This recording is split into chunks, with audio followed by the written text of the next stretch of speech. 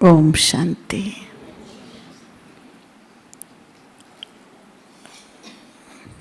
अभी हमारे सामने एक विशिष्ट आत्मा पधारी है जो आज भी हमारा बाप दादा से संदेश के माध्यम से अप्रत्यक्ष मिलन कराते हैं। ऐसी हमारी वरिष्ठ और अनुभवी ब्रह्मा कुमारी रुक्मणी दीदी जी हमारे बीच में उपस्थित थे, जिनका हम सभी एक हाथ की ताली के द्वारा दिल से स्वागत एवं अभिनंदन करेंगे। बचपन से आप साकार बाप दादा मम्मा और दादियों की पालना में पले हैं। यज्ञ की परदादी निर्मल शांता दादी जी, जो कि लौकिक में ब्रह्मा बाबा की पुत्री थी, उन्हीं के अंग संग वर्षों तक सेवा में रहने का आपको महान सौभाग्य मिला है। वर्षों तक कलकत्ता में सेवाएं देने के बाद वर्तमान समय आप यज्ञ की गिनी चुनी संदेश पितरियों में से एक है और मधुबन में ही आप रहते हैं। इस विशेष पाठ का वरदान आपको स्वयं ब्रह्मा बाप द्वारा मिला है। मधुबन बेहद घर में हर सतगुरुवार को आप ही बाप दादा के मधुर राजयुक्त संदेश लाते हैं। आपने अनेक देश विदेशों की यात्राएं करते हुए दिव्य ईश्वरीय संदेशों द्वारा अनेक भाई बहनों का मानसिक मिलन बाप दादा से कराया है। ऐसी विशिष्ट भूमिकाएं निभाते हुए भी आप स्वभाव से सरल और सादगी पसंद करते हो। तो अभी हम रुक्मणी दीदी जी के हमारी दादियों के अंग संग रहकर किए गए स्वर्णिम अनुभवों को उनके मुखारविंद से उनकी ही वाणी में सुनेंगे। आदरणीय रुक्मणी दीदी जी।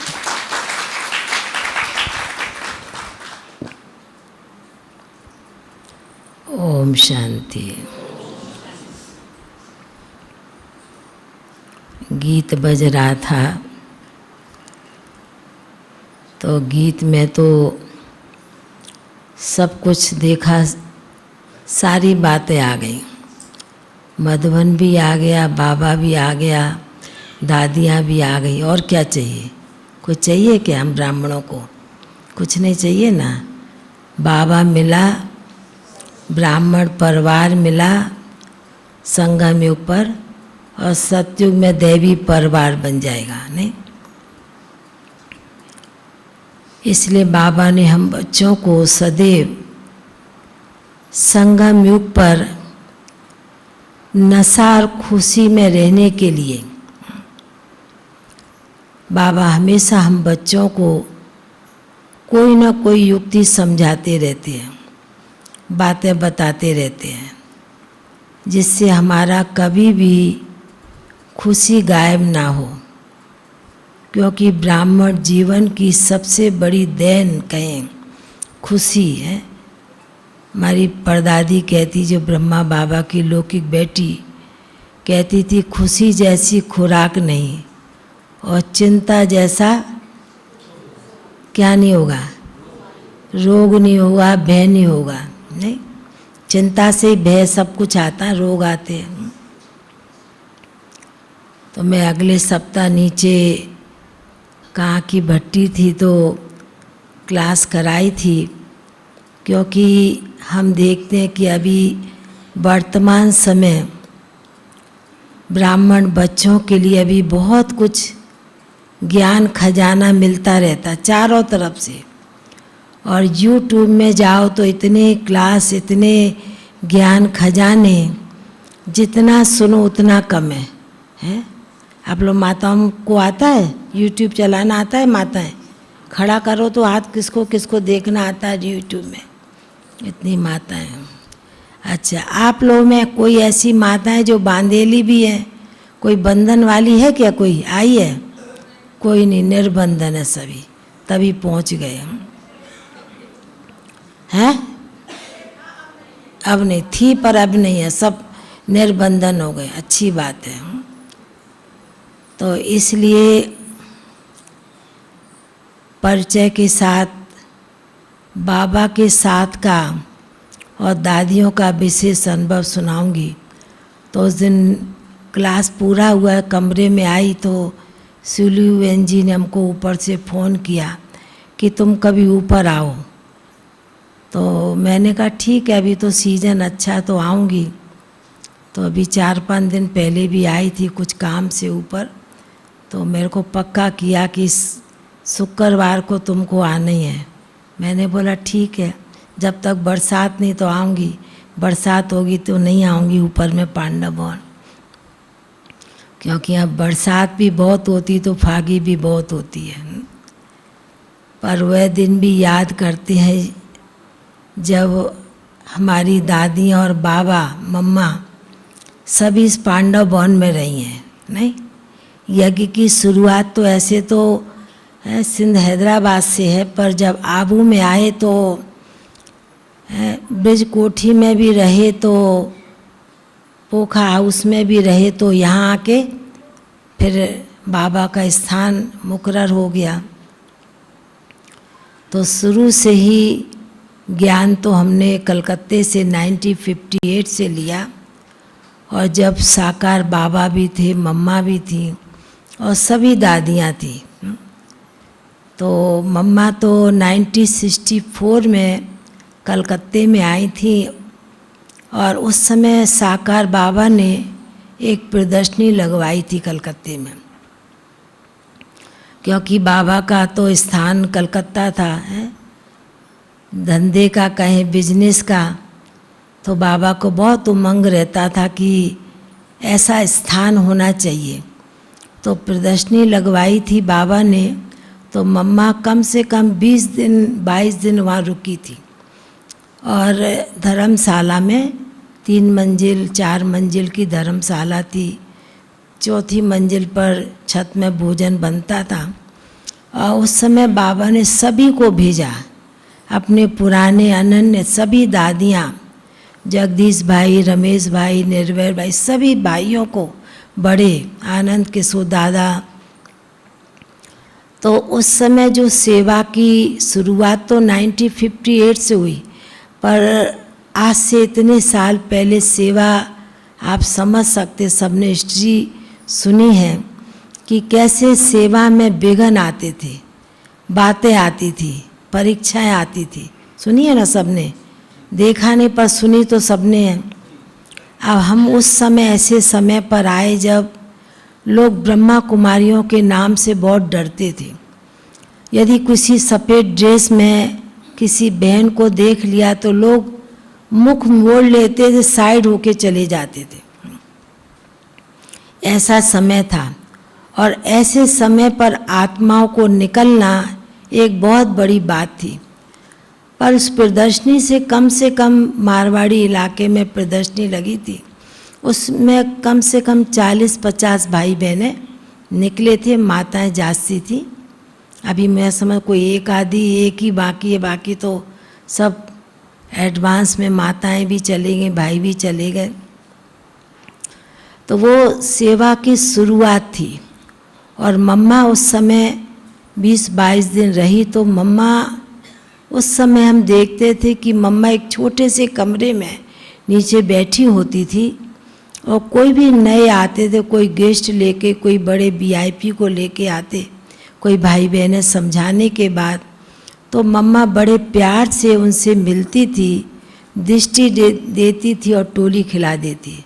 ये तो अपने यज्ञ में रिवाज है ना, टोली का और बोली का, और कुछ चाहिए नहीं, और दृष्टि का। तो ऐसे करके शुरुआत हुई। पर लौकिक में माताजी ज्ञान में चलती थी, पिताजी एंटी थे, पूरा परिवार एंटी।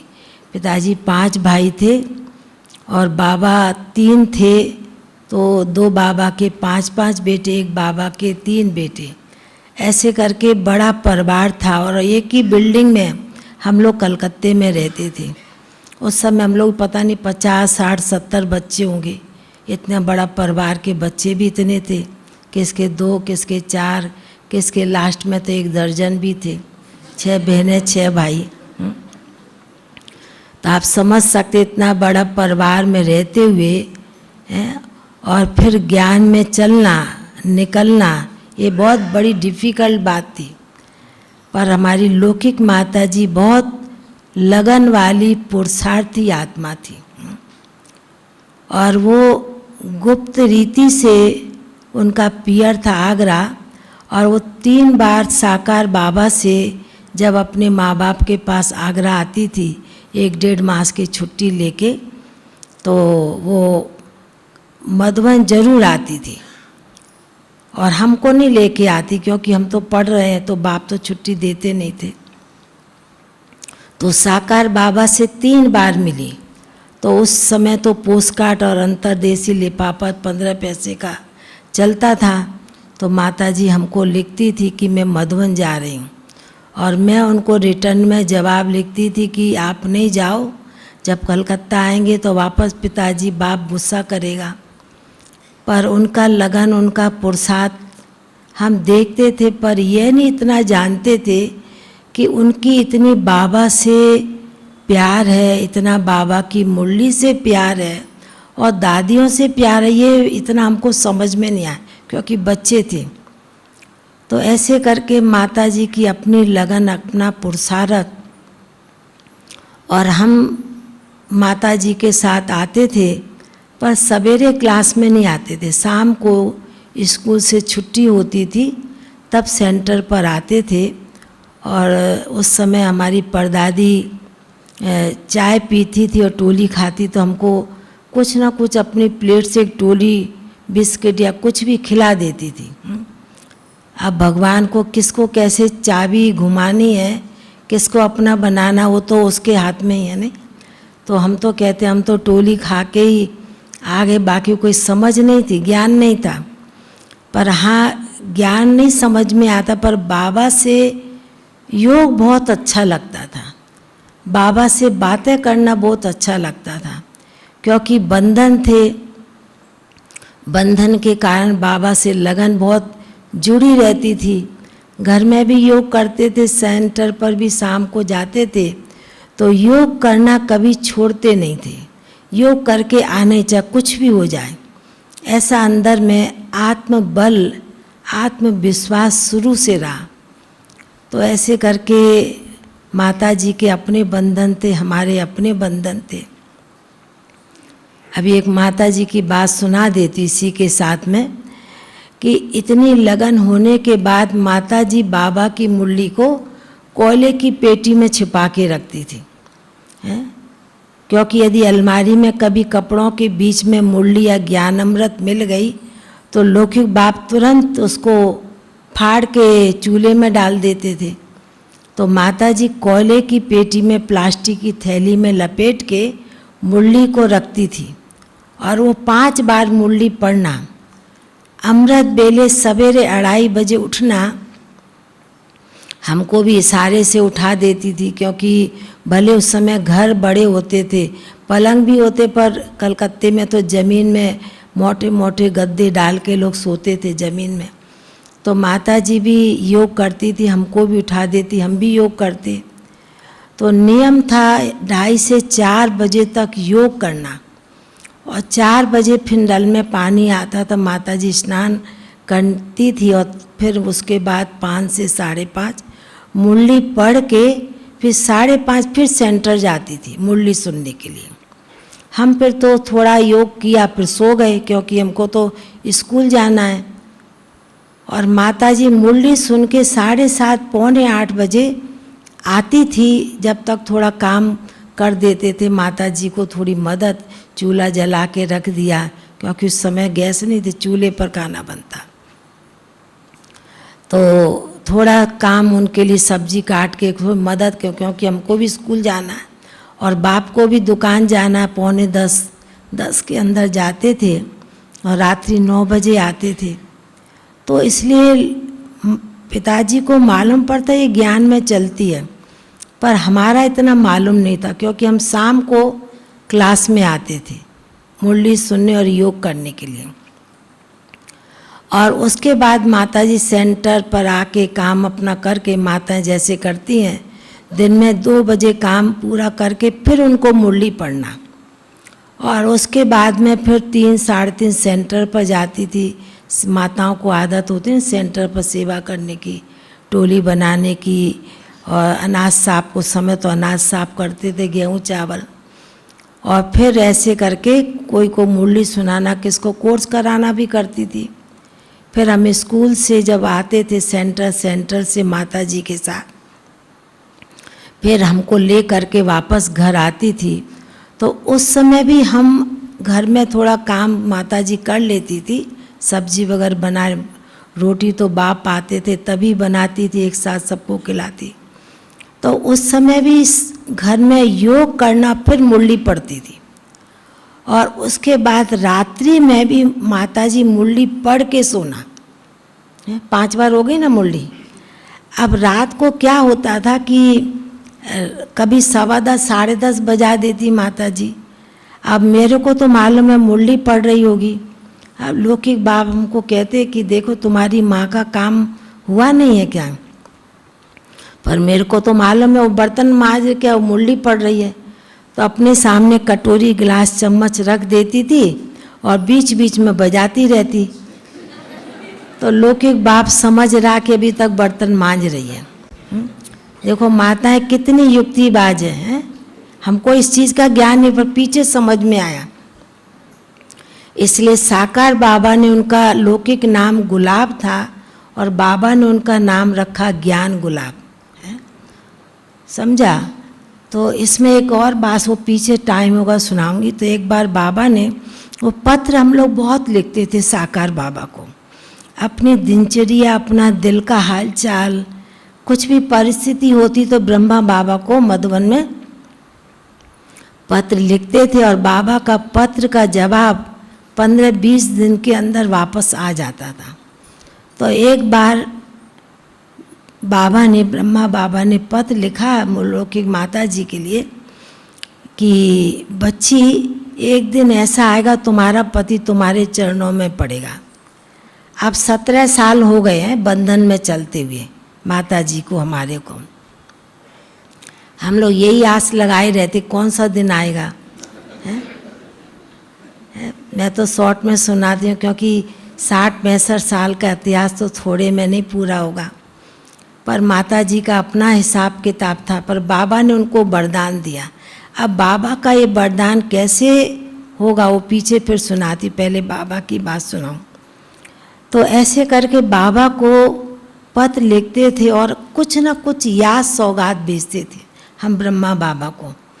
क्योंकि मेरे को बचपन से ये था कि माता जी तो मधुबन जब जाती है ना कुछ करके आती है। पहले के ज़माने में माताओं के पास तो सोना चांदी होता था, तो कुछ ना कुछ करके आती, पर मेरे पास तो कुछ है नहीं। तो एक बार मैंने बाबा को, साकार बाबा को गुल्लक भंडारी मिट्टी की होती है ना, वो भेजी भर के। उसमें 100-150 रुपया चिल्लड़ आएगी और कितनी आएगी, तो बाबा को भेजी। पर बाबा ने फिर रिटर्न में एक लकड़ी की भंडारी हमको भेजी, क्योंकि उसको तोड़ते हैं तो पूरी हो जाती है। तो बाबा ने बनवा के भेजी होगी लकड़ी की भंडारी। तो भंडारी बाबा ने भेजी, तो लौकिक बाप जब रोज़ दुकान जाते थे ना, तो जितना उनके जेब में चिल्लड़ होती थी ना, वो सब मेरे हाथ में दे के जाते थे। और 10-15 पैसा 25 पैसा अपने पास रखते थे, क्योंकि कलकत्ते में ट्राम बस भाड़ा 5 पैसा 10 पैसा और 15 पैसा।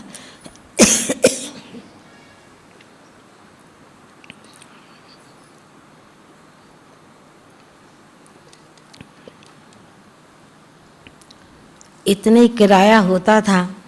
तो जब भर जाती थी तो गुल्लक, तो मैं साकार बाबा को, कोई भी दीदी दादियाँ जाती थी ना, तो वो गुल्लक बाबा को भेजती थी। तो बाबा ने हमको रिटर्न में 3 बार फ्रॉक भेजी, साकार बाबा ने, क्योंकि 15-16 साल की उम्र तक तो फ्रॉक पहनी है। लास्ट में बाबा ने 68 में एक सूट भेजा हमको। तो ऐसे करके साकार बाबा की बहुत पालना ली। और एक बार क्या हुआ कि लौकिक बाप का बिजनेस था फैंसी सामान का, तो घर में माल सप्लाई होता था, तैयार होता, दुकान में जाता रेडियो के। उस समय विदेश का माल आता था, तो कुछ अच्छे सुंदर सुंदर चाबी कड़ा थे।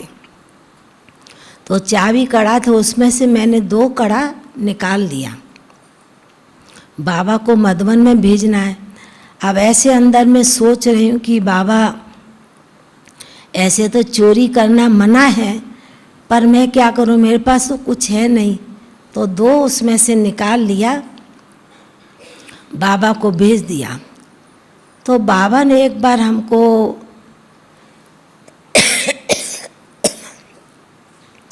पत्र लिखा कि बच्ची ये है कौन है जो बाबा को इतना प्यार से पत्र भी लिखती है, कुछ ना कुछ सौगात भेजती है। तो बच्ची तुम अपना स्कूल ड्रेस में एक फ़ोटो भेजो। अब हम लोग को तो इतना भी उस समय कोई अक्ल नहीं था कि फ़ोटो कैसे खींचना, किससे खिंचवाना है। तो लौकिक बड़े भाई वो भी एंटी थे। तो एक दिन मैंने उनको बोला कि हमारा स्कूल में फ़ोटो मंगवाया है, तो आप मेरा एक फ़ोटो खींच दो। तो स्कूल ड्रेस में मैंने, जब मैं 13-14 साल की थी, 14 की हुई, तो मेरे को फ़ोटो स्कूल में देना है। तो बड़े भाई ने खींचा और वो फ़ोटो मैंने साकार बाबा को भेजा। तब साकार बाबा ने मेरे को कहा, उसके साथ एक प्रदर्शनी लगी थी, तो उस प्रदर्शनी में भी सेवा किया। तो उस समय बाबा ने एक पत्र लिखा कि जो बच्चे जासी पार्टी समझाएंगे ना, बाबा उसको इनाम देगा। तो मेरे को बहुत अंदर से लगन हो गई कि जासी पार्टी समझाऊंगी, बाबा कोई अच्छी बड़ी इनाम मेरे को देगा, ब्रह्मा बाबा। तो बाबा ने उस समय एक पत्र में लिखा कि ये बच्ची उड़ने वाली उड़न खटोली है 1967 की बात है। पर हमको इतना मालूम नहीं था, ज्ञान नहीं था कि ये कोई भगवान का वरदान है या आशीर्वाद है, कुछ भी जान इनोसेंट थे उस समय, इतना ज्ञान स्पष्ट नहीं था। बाबा के पत्र को संभाल के रख दिया। पर ऐसे करते हुए साल बीतते गए। जब हम 18-19 साल के होने लगे, तो लौकिक बाप कहीं किसी परिवार में शादी में ले जाते थे, तो मेरे को एकदम पसंद नहीं आता था। शोरगुल, आवाज़ अच्छा नहीं लगता था। और कपड़ा भी सिंपल पहनते, एकदम हल्का लाइट कलर का ढीला डाला। तो उससे बाप को समझ में कुछ आने लगा कि ये पहले जब छोटी थी तो दुकान से बक्कल वगैरह क्लिप कांटे मंगवाती थी, अभी तो कुछ करती नहीं है। तो उनको थोड़ा संशय हुआ और उनको अंदर में लगा कि जरूर इसको अपनी माँ का थोड़ा संग लगा है।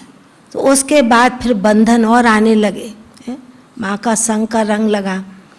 तो उसके बाद तो 2 साल फिर और युद्ध चले।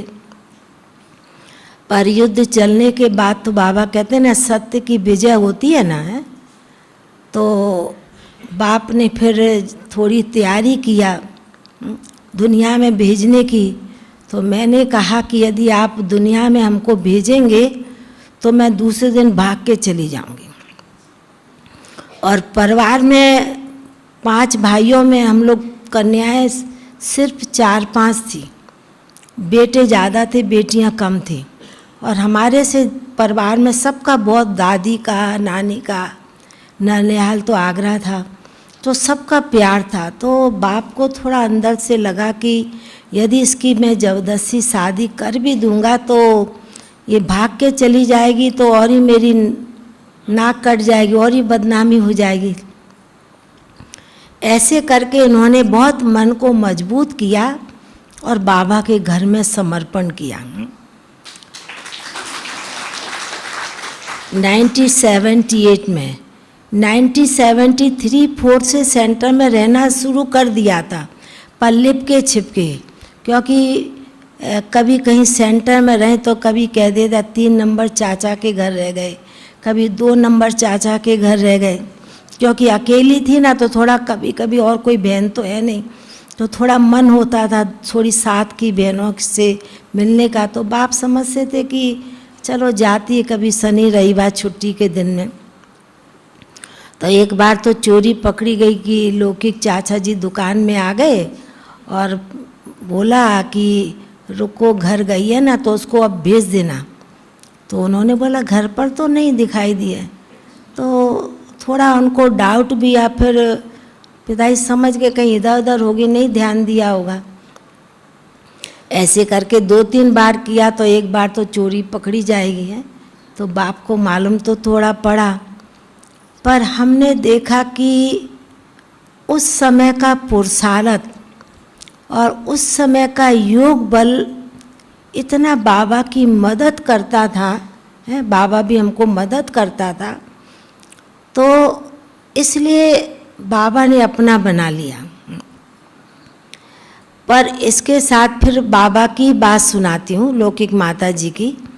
जब समर्पण कर दिया तो लौकिक माता जी के साथ एक दिन सेंटर पर ब्रह्मा भोजन था, तो लौकिक पिताजी माता जी के साथ आए और सेंटर से भोजन करके जा रहे थे तो माता जी बस में गिर पड़ी और माता जी का हाथ और पाँव का फ्रैक्चर हो गया।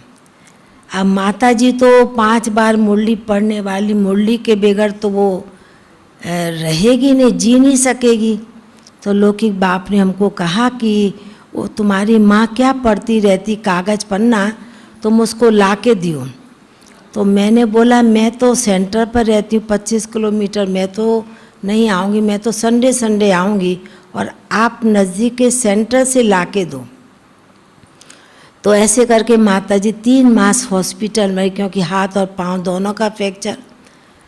तो एक बार मैं ऐसे अचानक संडे के दिन गई और माता जी लेटी हुई थी। देखो बाबा की बात कैसे प्रत्यक्ष होती है। तो देखती हूँ कि माता जी लेटी हुई है, लौकिक पिताजी माता जी को मुरली पढ़ के सुना रहे हैं, क्योंकि लौकिक बाप उस समय के बीकॉम पढ़े हुए थे और अपना बिजनेस हिंदुस्तान पाकिस्तान के पहले से कलकत्ते में था। तो मैंने ये देखा तो मेरे को बहुत अंदर में लगा कि देखो ये बाबा की कमाल। सन 80 की बात है, 980 की बात है। उस समय जो बाप क्योंकि कभी कभी आते थे, पर बाबा ने साकार, बाबा ने वरदान दिया तुम्हारा पति तुम्हारे चरणों में पड़ेगा। तो वास्तव में बात क्या हो गई, सत्य हुई ना, सत्य की जय होती है, विजय होती है। तो इससे क्या होता है, लौकिक बाप को भी थोड़ा थोड़ा समझ में आता था कि ज्ञान कुछ सत्य है, कुछ अच्छाई है। क्योंकि ज्ञान तो कभी एक शब्द का भी नहीं सुना उन्होंने, माना इतने एंटी, इतने क्रोधी थे कि उनका हमारे पूरे परिवार में सब पढ़े भी वही थे और बिजनेस वाले भी थे। तो पूरा परिवार, लौकिक दादी, उनकी माँ भी उनसे डरती थी, ना बोला उसके आगे नहीं जाऊंगी मैं। पर जब देखते थे कि सचमुच में ये भी उस लाइन में जा रही है तो थोड़ा उनको समझ में आता था कि कुछ ज्ञान की गहराई है। फिर अचानक जब लौकिक माता जी ने 1983 में शरीर छोड़ दिया तो लौकिक बाप तो ज्ञान का भी नहीं जानते हैं और मेरे को 2-4 मास के बाद कहते हैं कि आप मेरे को, दीदी को बोला आप मेरे को एक बार माउंट आबू ले चलो।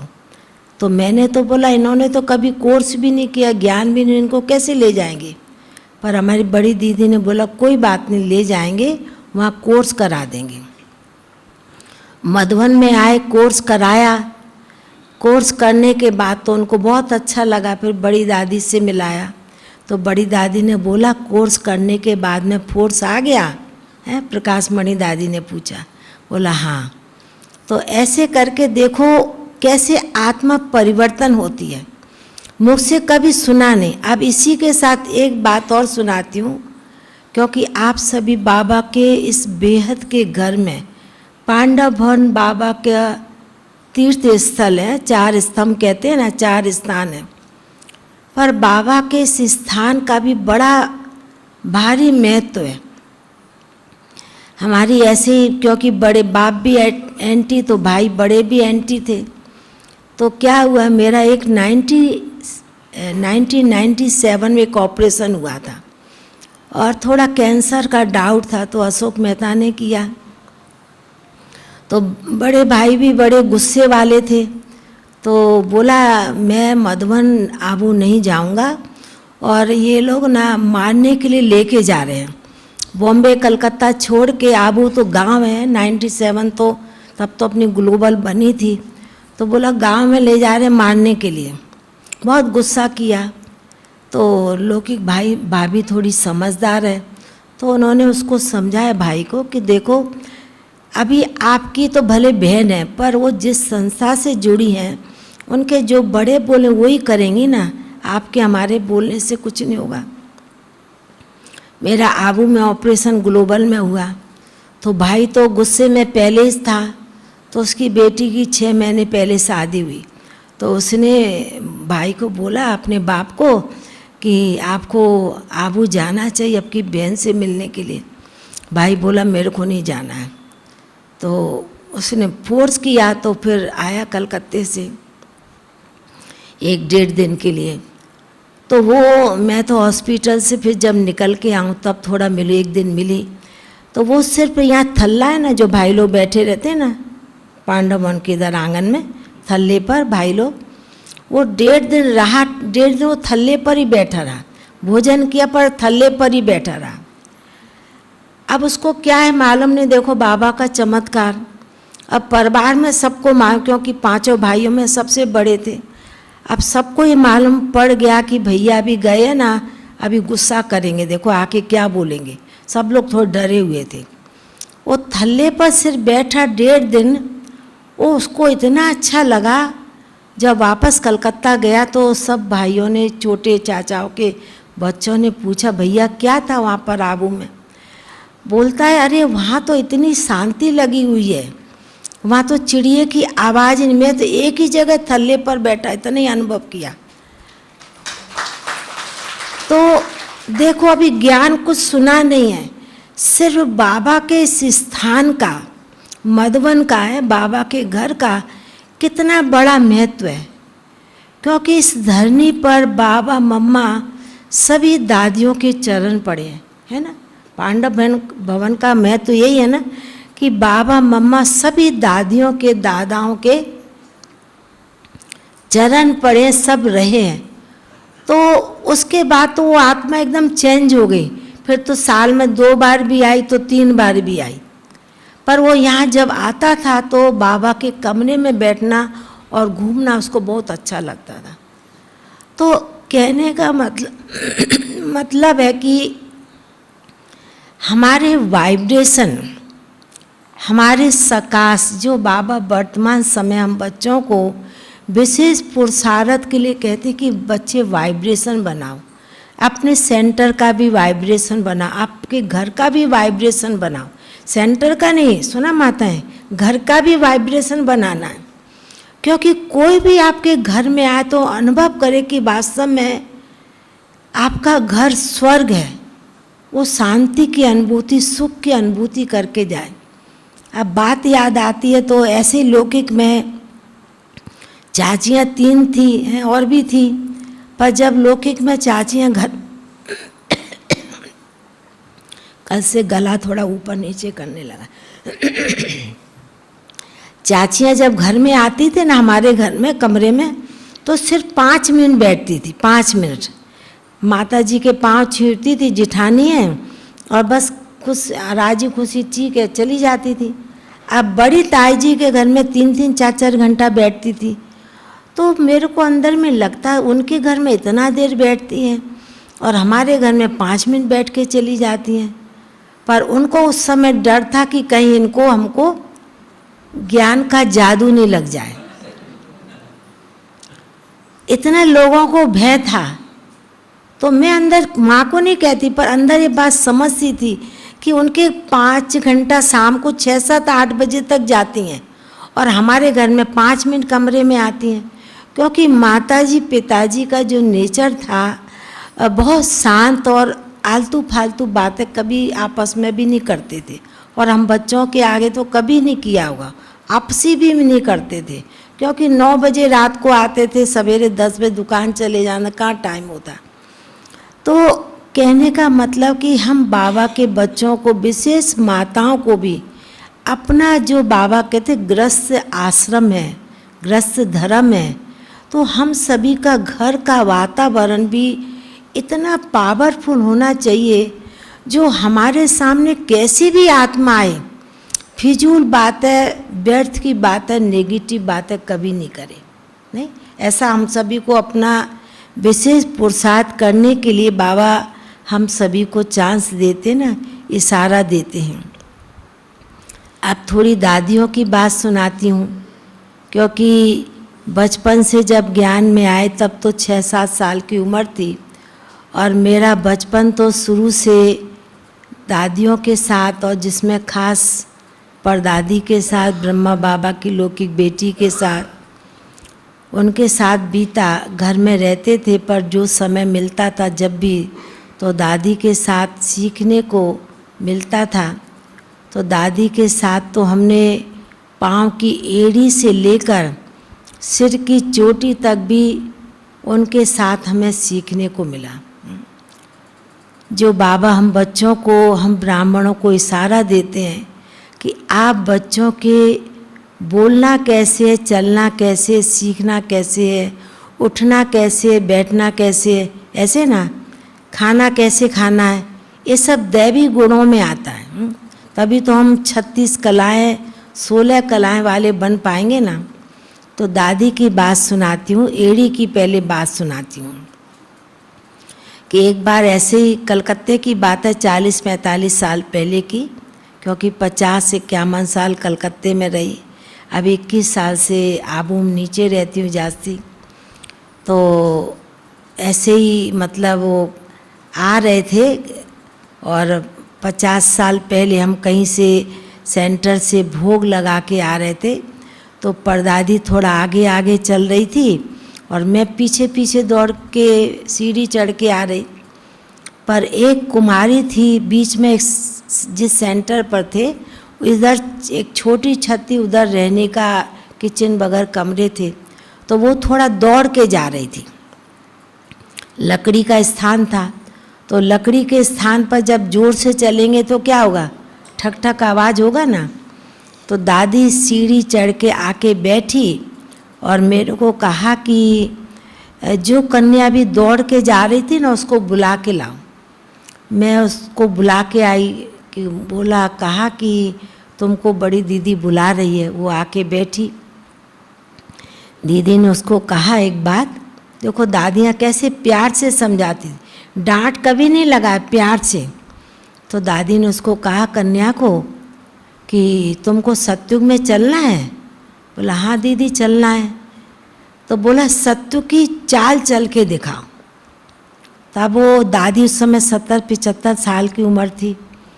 अब वो दादी के आगे थोड़ा तो लज्जा आएगी ना, तो वो थोड़ा चले नहीं। फिर दादी ने बोला नहीं, थोड़ा 2 कदम चल के दिखा। तो वो 2 कदम चली। तो दादी ने कहा कि अच्छा ये बताओ, ये चाल अच्छी है या इसके पहले जो चाल चल के गई वो अच्छी है? तो क्या बोलेगी वही जो देवताई चाल चली वो अच्छी है ना। तो दादी ने उसको प्यार से कहा कि देखो धरती हमारी माता है, और जिस धरती पर हम बैठे हैं ना, यदि हम जोर जोर से चलेंगे तो उसको तकलीफ नहीं होगी, दर्द नहीं होगा है? तो कभी भी किसी को, प्रकृति को भी दुख नहीं देना है। और हमको देवताई चाल चलनी है। सत्युग में जाना है तो संस्कार तो यहाँ से धारण करने पड़ेंगे ना, गुण तो यहाँ से धारण करने पड़ेंगे ना। तो ऐसे करके दादी ने उसको कहा प्यार से, सिंधी में कहावत कही, तुम दांजर घोड़ा हो क्या? जो बेलगाम घोड़ा होता है ना, बगैर रस्सी छोड़ दो तो क्या होगा, वो दौड़ लगाएगा। तो ऐसे करके दादियाँ माना युक्ति युक्त समझाती थी, ना डांट लगाई ना आँख दिखाया, उसको युक्त युक्त क्या कर दिया, समझाने मिल गई। अच्छा, अभी सिर के बाल की है, बातें तो बहुत है। एक बार ऐसे हम कहीं से जा रहे थे, तो कहीं किसी बहन को जाना था, तो दादी ने बोला चलो मेरे साथ जल्दी कहीं जाना सेवा पर। तो बहन ने क्या किया, जल्दी सीधे कंघी किसी की उठा के बालों में लगा ली और कंघी उसने उठा के कहाँ से कहाँ डाल दी। अब वो जो बहन शाम को तैयार होगी तो उसको तो कंघी चाहिए ना, तो उसने कंघी अपनी ढूंढी, वो मिली नहीं। तो रात को हम लोग की कचहरी होती थी रोज 9 से 10, कभी 11 भी बज जाता, 12 भी बज जाता। किसी ने सारा दिन में क्या भूल किया, क्या अच्छा किया, दादी के आगे बात आती थी। तो उस बहन ने कहा दीदी आज मेरी कंघी ना मिली नहीं, किसी ने उठा ली, कहाँ गई, गुम हो गई मालूम नहीं। तो हम सभी से पूछा तो एक बहन ने हाथ खड़ा किया कि दीदी मैंने कंघी उठाई, सिर में लगाई, कंघी किया। तो दीदी ने उसको प्यार से समझाया, देखो कितना ज्ञान का गहरा राज है। बोला कि देखो तुमने उसकी कंघी उठाई, पर जब वो बहन कंघी लगाती है उस समय उसके संकल्प किस प्रकार के थॉट होंगे, उनके मन के विचार क्या होंगे, और तुमने उसकी कंघी उठा के अपने सिर की में डाली कंघी की, तो उसके जो नेगेटिव कोई संकल्प होंगे, मन के विचार होंगे, वो किसके पास आए होंगे, तुम्हारे सिर में घुसे होंगे ना। अभी आप सोचो ये पढ़ाई कौन पढ़ाता है, भगवान पढ़ाता ना। अब ऐसी छोटी छोटी बातों की गहराई ना कोई यूनिवर्सिटी में सुना सकता, ना कोई स्कूल में, पर भगवान ने प्रैक्टिकल बच्चों को सिखाया, दादियों को सिखाया। अब एक बात और परदादी की रबड़ की सुनाती हूँ। कलकत्ते में बाप का बिजनेस फैंसी सामान का था, तो राखी दिवाली पर ही घर जाते थे। तो घर जाते थे उस समय मैं समझ से 1 किलो पैकेट थैली का दाम 10-15 रुपया होगा। तो घर से लाते थे क्रीम पाउडर कई चीज़ें, जब जाते साल में 2-3 बारी तो ले आते थे। तो रबड़ तो आपको मालूम है छोटी कैलेंडर में भी लगाते, टोली के डिब्बे में भी लगाते हैं। तो दीदी का कमरा अंदर था और बीच में किचन और ऑफिस में जाती थी। तो परदादी 2-4 दिन से देख रही होगी ये रबड़ बहुत वेस्टेज कर रही है। तो आपने देखा कभी कभी रबड़ क्या होती, टूट करके टूटी होती पर साबुत होती है, कभी कभी ना गोल होके पड़ी होती है। तो परदादी निकल के आ रही और मैं सामने खड़ी थी, तो मेरे को बोला ये रबड़ उठाओ। अब मैंने मन में सोचा ये रबड़ का 1 पाई पैसा भी मूल्य नहीं है और दीदी कहती उठाओ। अब बड़ों ने बोला तो बात माननी पड़ेगी। रबड़ को उठाया तो रबड़ जब उठाई वो रबड़ निकली साबुत। तो दादी ने कहा कि देखो बाप के तुम क्या समझती, बाप के घर से लाती फ्री लेके आती है क्या? तो मेरे को कहा कि देखो देने वाले ने देकर अपना भाग्य बना लिया।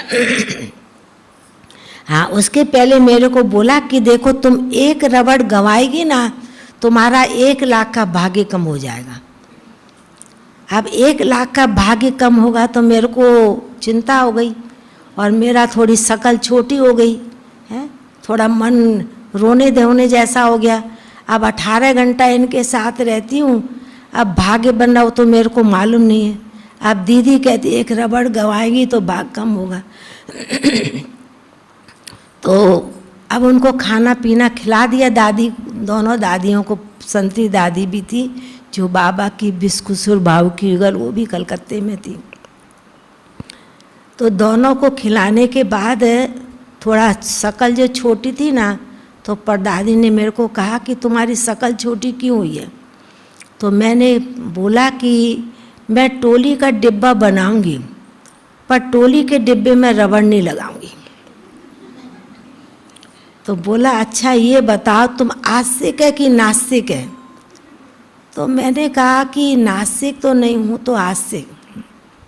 तो बोला तो क्या करेगी? तो मैंने कहा ठीक है टोली के डिब्बे में रबड़ लगाऊंगी। बड़ों के आगे तो मानना ही पड़ेगा ना। तब दादी ने कहा कि देखो देने वाला देकर अपना भाग्य बना लेता है। और तुम बाबा के घर में रहकर यदि तुम वेस्टेज करेगी तो तुम्हारे खाते में प्लस होगा कि माइनस होगा? क्या होगा भाइयों? माइनस होगा ना। तो हम लोग को तो इतना परदादियाँ माना सभी दादियाँ ऐसे करके, मैं तो अपने जीवन में एक कदम आगे उनका चलता, उनके पीछे एक कदम चलती थी। और अमृत बेले बाबा को यही सुना देती थी, बाबा आज मेरा सारा दिन बहुत अच्छा बीते है। यदि कोई बहन गलती करती, उसको शिक्षा मिलती थी ना, तो मैं अंदर समझ जाती, आज इसको शिक्षा मिली है ना, अभी मुझे ऐसा नहीं करना है। तो ये ही परदादी की बात। अभी मैं जानकी दादी की बात सुनाती हूँ। दादियों के साथ तो बहुत पूरा ही जीवन बीता है। पांडव भवन की बात है, आज से 13-14 साल पहले की बात। परदादी थी उस समय, तो सदगुरुवार का दिन था, तो सिर धुलाई किया था। तो ऐसे मेरा नेचर है बाल को एकदम गोल करके लपेट के रखना, पर फिर भी कैसे, तब उस समय सीढ़ी थी, स्टेप सीधा नहीं था, 2 सीढ़ियाँ थी, वो बाल उड़ के नीचे चला गया। इंद्रप्रस्थ के आगे हमारी गीता बहन जी है ना, वो कुछ ना कुछ सुखाती रहती है। और दादियाँ भी कुछ खाती थी ना, मूढ़ी मुरमरा मटरी कुछ भी, कुछ करना दाना गिरा है ना, तो कहती फेंको नहीं, डस्टबिन में नहीं डालो, बाहर डाल दो, चिड़िया का पेट भर जाएगा। उसके कारण चिड़िया आती थी। अब बाल जो उड़ गया, तो इतने में जानकी दादी कहीं से विदेशियों का क्लास करा के आ रही थी। तो दादी ने मेरे को कहा कि रुक्मणी ये तुम्हारा बाल है। तो मैंने बोला दादी मेरा ही बाल होगा कि मैंने सिर धुलाई किया है। तो दादी ने कहा कि दादी ने मेरे को कहा कि देखो रुक्मणी, तुम बाल नहीं उठाएगी ना, तो चिड़िया का पाँव बाल में उलझ जाएगा, और उलझने के कारण वो चिड़िया उड़ नहीं सकेगी। तो बोझ किसके ऊपर चढ़ेगा? माताएं, बोझ किसके ऊपर चढ़ेगा? हमारे ऊपर, जिसने फेंका उसके ऊपर। नहीं, ऐसे होगा ना? आप सोचो कितनी गहराई की बात है। यदि बाल है उलझ के चिड़िया उड़ नहीं सकेगी, तो उसका बोझ भी हमारे ऊपर जाएगा। तो जीवन में देखा कि दादी एक एक छोटी छोटी बात का, इसी प्रकार हम देखते, चाहे परदादी चाहे जानकी दादी को देखा, खड़ी नहीं हो सकती। दादी जानकी 100+ थी और दादी खड़ी नहीं हो सकती। हम लोग कभी कभी, हमको दादी कभी 3 बजे रात को, 10 बजे, कभी 12 बजे बुलाती थी, कुछ ना कोई टोली या कोई काम से। तो 10 बजे एक दिन गुड नाइट करके निकल, दादी को बोला हमने आपके कमरे में हम छोड़ देते पकड़ के। दादी कहती नहीं, मैं पकड़ के खड़ी हूँ, तुम पहले लाइट पंखा बंद करो कमरे का, हॉल का, पीछे चलेंगे, हमको हाथ पकड़ के छोड़ के आना। तो हम देखते थे कि जीवन में सचमुच में सभी दादियाँ A to Z, सभी दादी, यज्ञ को, इतिहास को याद करो कि सभी दादियों का कितने बड़े उस समय खानदान के थे। और जब यज्ञ में आए तो एक एक पाई पाई का हिसाब रखा। आपने सुना हो जब बाबा ने पहली बार दादी जानकी को सेवा पर भेजा तो 25 पैसा दे के भेजा, और 25 पैसे में बाबा ने कहा खाना भी और बचा के भी लेके आना। आप समझ सकते हैं कितनी दादियों ने सेवा की है। तो मैं तो हमेशा सामने अपने दादियों की, चाहे गुलजार दादी हो, चाहे प्रकाश मणि दादी हो, चाहे बड़ी दीदी हो, मनमोहनी दीदी की भी बहुत पालना ली है। उनकी मदर, क्वीन मदर थी, उनकी भी पालना ली है। सभी दादियों की बातें जीवन में मैं सामने रख के सदैव चलती हूँ, और हमेशा बाबा को यही अर्जी डालती हूँ कि बाबा मेरा सारा दिन बहुत अच्छा बीते। तो हम तो देखते हैं कि बाबा का यज्ञ मधुवन चाहे नीचे है चाहे ऊपर है, पर हमारी सभी दादियों के मेहनत से, तप से, तपस्या से, उनकी त्याग वृत्ति से ही यज्ञ कहाँ पर पहुँचा है, यहाँ तक पहुँचा है ना। लोग कोई नया जब का आता है ना हमारे पास भी, कोई चाहे परिवार के चाहे ज्ञानी, लोग देखते हैं ना नीचे शांतिवन में इतनी गाड़ियाँ हैं, इतनी बिल्डिंग है, तो लोगों की आंखें चार होती हैं, पर उनको ये मालूम नहीं ये यज्ञ किसका है, किसने रचा है। भगवान का रचा है ना। हम सभी ब्राह्मणों का और सभी दादियों की त्याग तपस्या का फल है, और वो हम सभी फल खा रहे हैं। हमको तो याद है कि जब ओम शांति भवन बन रहा था और बनने के बाद तैयार हुआ, एक ही एम्बेसडर गाड़ी थी, और वही गाड़ी जाती थी प्रकाशमणि दादी को, मनमोहनी दीदी को छोड़ने, मनोहर दादी, परदादी को, मनोहर दादी, संतामणि दादी, सबको। फिर दादियाँ जब उतरने समय एक दूसरे का हाथ पकड़ के नीचे उतर के आती थी।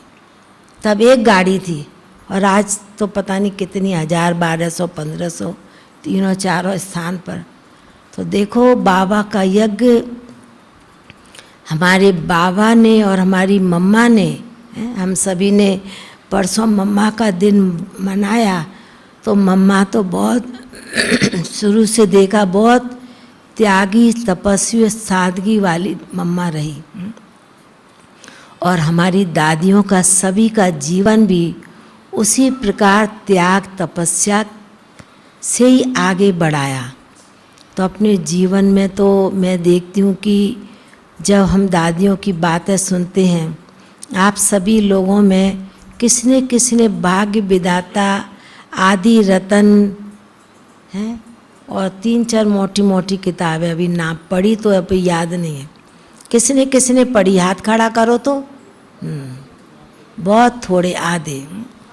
बाबा के यज्ञ की जो पुरानी दादियों की किताब है ना, आप सभी पढ़ो। परदादी की 3-in-1 किताब पढ़ो। आप एक बार उस बुक को हाथ में ले लेंगे ना, उसको जब तक पूरा नहीं करेंगे तब तक आप छोड़ेंगे नहीं। तो एक एक दादियों का इतिहास बहुत बड़ा है। हमको याद है कि जब परदादी यज्ञ में आई थी और अपनी बच्ची को 3 मास या 6 मास की छोड़ के आई, जब हिंदुस्तान पाकिस्तान विभाजन हुआ तो बॉम्बे में उनकी सास लेके गई, और बड़ी हो गई जब 7-8 साल की, 9 साल की। तो बॉम्बे में परदादी जब 90 बाबा ने भेजा, 64 तक रही बॉम्बे में। तो उनकी सास लड़की को लेके आई, पोती को, और एक हाथ में ज्वेलरी, एक हाथ में पोती। तो उनकी सास ने कहा कि अभी तुम किसको स्वीकार करेगी, एक चीज़ लेनी होगी, चाहे लड़की को लो चाहे ज्वेलरी लो। परदादी ने कहा मुझे कुछ नहीं चाहिए, न लड़की चाहिए न ज्वेलरी चाहिए। तो देखो कितनी बड़ी बात है। दादियों का त्याग कम ने, इसलिए कहा कि दादियों की किताब पढ़ो तो आप लोग को समझ में यज्ञ क्या चीज़ है, हमारी दादियाँ क्या है, दादियों ने कैसे इस यज्ञ को चलाया बढ़ाया है। इसलिए हमारे सामने तो सदैव दादियाँ और बाबा मम्मा तो है ही। तो ऐसे हम सभी प्रवृत्ति में रहते हैं, घर गृहस्थी में रहते हैं, पर रहे ऐसे जैसे हम न्यारे हो कर के रहे। नहीं ठीक है भाई। ओम शांति। 1 बज गया।